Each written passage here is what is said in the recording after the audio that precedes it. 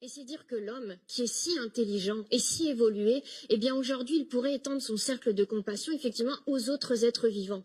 Et jusqu'à présent, à ce qui me semble, avoir exploité à ce point-là les autres espèces ne lui a pas amené du bonheur à l'être humain. Au contraire, nous détruisons notre planète, nous détruisons tous ceux qui nous sont différents. Il fut une époque, c'était la couleur de peau ou le sexe qui posait problème. Aujourd'hui, c'est l'espèce. Je ne vois pas en quoi inclure les animaux dans le cercle d'égalité ou dans le cercle de compassion et d'empathie serait un recul. Que vous mettez en tout cas pour bien comprendre, vous mettez sur le même plan le racisme ou la xénophobie et la phobie animale, en gros. Mais bien évidemment, ils ont les mêmes racines, ces oppressions ont les mêmes racines. Pourquoi est-ce qu'on a discriminé les personnes de couleur?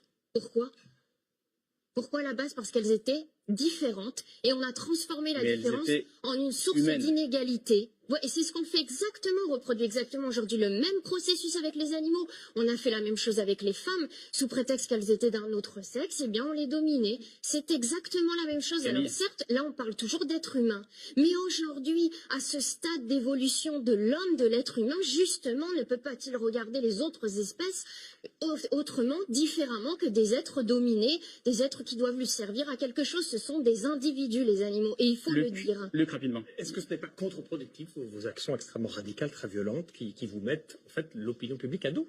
Je ne pense pas dans un premier temps. Toutes les grandes causes, tous les grands mouvements sociaux se sont mis à dos l'opinion publique. C'est le jeu. Je veux dire, au début, quand les suffragettes commençaient à faire des actions directes, personne n'était d'accord avec elles, y compris les femmes. Le mouvement pour les droits civiques, c'est pareil. On entendait des critiques absolument abominables sur Malcolm X ou sur les gens qui créaient des insurrections, etc. C'est normal. On est au début de l'évolution de la question animale.